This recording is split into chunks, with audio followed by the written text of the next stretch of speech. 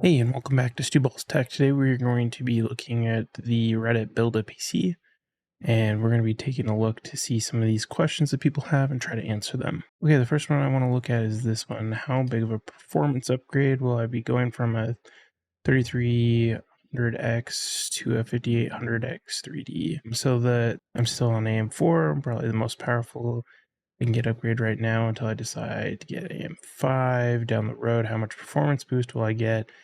And is it worth the upgrade? And he'll be using a 3070. So what are my thoughts on this? If I was in this situation, he's running a 3070. The 3600X is a pretty basic CPU, whereas the 5800X 3D, it's known for being a great gaming PC. The hard thing about this particular post, though, is he's not really stating what he's using it for, whether that be video editing or gaming, or what type of games he's even playing. If you're playing a game like Civilizations or something that's really heavy on the CPU, that's significantly different than playing some game that's optimized and is heavier on the actual GPU. The second big thing that really needs to be taken into consideration here is what type of monitor this particular person is trying to run. If they're running a 4K, that's completely different than trying to run a 1080p and trying to hit 300 frames per second. The 5800X3D, in my opinion, is a really great bang for the buck kind of upgrade, staying with an AM4. So because you're looking at that like just over 200, and it's like on Amazon right now, $229. So I do think this is a great upgrade. The 5800X3D is going to put you punching a little higher than a 3070 as far as just trying to well-round as far as gaming without knowing exactly what this person wants. But I definitely think that that is a better fit than the 3800X. So let's take a look at this one. Opinions on the 4090 with a 7800X 3D combo now or wait. So they're currently on AM5. They've got an Xbox Series X, planning to build the PC for the second time. Last PC they built was a 1060 years ago, which was a really extremely popular GPU that was out there. We're on the edge of Computex. You guys recommend building a 49 now or wait and offer other than 58 and the 50 series? Can't make up my mind, build now and wait, potentially better experience with Zen 5. So my opinion on this one is we are kind of right on that crest of the 5090 and also receiving some new GPUs and CPUs to the market. So if you're asking about a 4090, you're looking for a real baller of a PC. So my opinion is wait. You're probably going to kick yourself if you buy a 4090 now and then in 6 months, 4 months, whatever it is, they release the 5090. You're really going to be kicking yourself because 4090s are so expensive. But still staying on the AM5 platform, but then having the next generation Zen 5 and also getting the upgrade to the memory controllers, I think it's a worthwhile wait. In my opinion, especially where you have an Xbox Series X right now. If you can hold off just a little bit longer, I would consider doing that. The other alternative is you build it now with the intention of selling it. So whenever you're doing that, I would definitely focus on putting lots of RGB in it with the intention of trying to get as much money out as possible, but then you're essentially buying two PCs and you have to hope that you're not going to lose a ton of money. And it also depends on the market that you're in, whether or not that's a good idea or not. Okay, let's move on to this one. So they just built the PC and they want to know if they did it right. So what do you do when you first build a PC? So you're going to want to install some games, but then you're also going to want to install some benchmarks. So like Cinebench, R23 is a good one to test out your CPU and make sure you got the cooler on correctly. I just at the very high level, I run Speccy. So what Speccy does is it literally will tell you, you have a hard drive in this spot, you have memory in this slot, and from that point, you can determine if there's something that is missing from your build. When it comes to things like lights on your PC parts, they're really hard to come by, right? So you're going to want to look at your motherboard and figure out, so MSI, I think, uses Mystic Light. Asus uses Armory Crate, if I remember correctly. They all kind of have their own software that you need to go in to actually change those lights.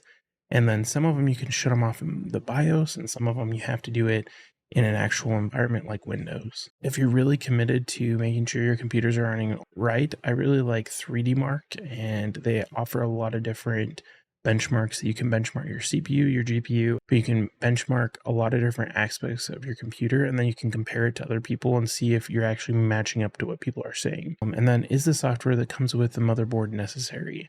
So if you're talking about the software that comes normally on a USB stick or a CD that comes with your motherboard, that stuff is just complete garbage. I would try to not use that as much as possible, in the sense that it's out of date. If you're buying a Z790 board right now, it's going to be like a year and a half out of date, unless it's the revision boards, which they've come out with a couple of them. So you really want to try to go to their website, find the support page, and find stuff, and find the most latest and greatest drivers. You want stuff like your chipset drivers. If you're using a RAID, you want the RAID controller that they have for it. You want your Wi-Fi drivers, your LAN drivers. You want to find as many of those drivers, and including the BIOS updates. Things that you can pass on are things like Armory Crate, MSI Center.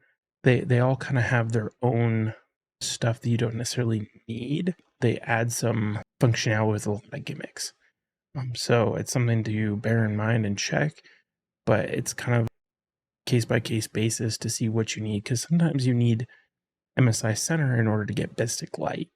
And so if that's the case and you want to control your RGB, which you said, then that's what you need. If you are seeing particular issues when you're running those benchmarks though, and you get finished with your build, what's a good place to start? For me personally, I pull up our hardware monitor and check on that to see if I'm seeing temperatures that are way out of control. If they're spiking too high, then I know that maybe I didn't get the cooler on correctly, or maybe I have a problem with the cooler. Maybe the fans aren't turning. Maybe the pump, if it's an AIO, isn't actually turning correctly. So it kind of gives a good place to start troubleshooting. Okay, the next one we're going to be looking at, so this person is upgrading to AM5. And they're deciding between two motherboards. The two motherboards is an MSI Wi-Fi B650 or the B650 from Asus, the Tough Gaming Wi-Fi. They're saying the price doesn't really matter, but they're questioning the PCI 5.0 M.2 slot, whereas MSI does not have that. So, and then he kind of referenced some stuff that he's heard about Asus seeming like they've got more problems in MSI right now, and going from there. So actually, my personal computer, I used to run a Asus motherboard, and I recently had a crash after about 7 months, to the point where I couldn't even get into BIOS. So his question, and I did switch to an MSI, his question is actually a very valid one at the moment. Do you want to risk it with Asus? Would be my first question. It seems like MSI kind of has their stuff together. The Asus, putting it through RMA was actually really difficult.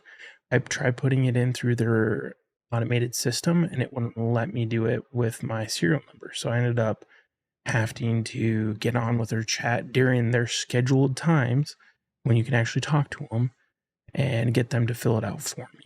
So we'll see how that comes back. But looking at PCI Gen 5.0 M.2, that is not necessarily something you really need. It's something that, depending on what your workload is, right?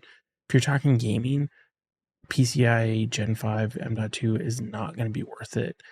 Even boot times, if you install Windows on it, it's very minimal. The only place you might see a little bit of benefit is if your workload is like video editing or something crazy like that, and you need that video, you're running 8K video, and you're pulling it across really fast in order to edit it. So that might be a case where you might be interested in it, but on general use, you're not going to see it, and the price difference is just crazy. I would definitely spend the money on 4.0 M.2s instead of 5.0s anyways. And once you put a Gen 5 M.2 in there, normally it takes the 5.0 PCIe Gen 16 slot where you put your GPU down to 8 lanes instead of 16. So even if you're trying to future-proof it, I would not be banking on that anyways. Personally, if more USB ports is important to you, I would just go with that. By the time that Gen 5 really gets, or Gen 4 really gets saturated, then you're going to be wanting to upgrade your motherboard anyways, and probably updating your CPU. So this person is asking whether their GPU temperatures are normal for gaming. So they're currently playing Helldivers 2, and their GPU average temp is between 65 and 68, but it's peaked about 76. Is that normal? So a good first question is what resolution are you playing at? If you're running at 1080, normally your GPU temperature is going to be a little lower. Whereas if you're running at 4K, then your GPU is going to have to be working quite a bit more. So it is the MSI basic card. It's the Ventura 3X. It's not a bad card. It works. But seeing temperatures of 65, 68, all the way up to 76 on air cooled is pretty normal. That's not something that I'd be overly concerned about. Where you would start being concerned is if you start noticing a lot of lags and a lot of hitching that happens. And then if you go into your hardware monitor and you're noticing your CPU is utilization is extremely low, but and the other thing is if your GPU is also not as high as it normally is, whether it's the high 80s or 90% utilization, but you're seeing utilization that's really low and it'll spike up for a second, the temperatures will rise up, and then you'll see it drop back down.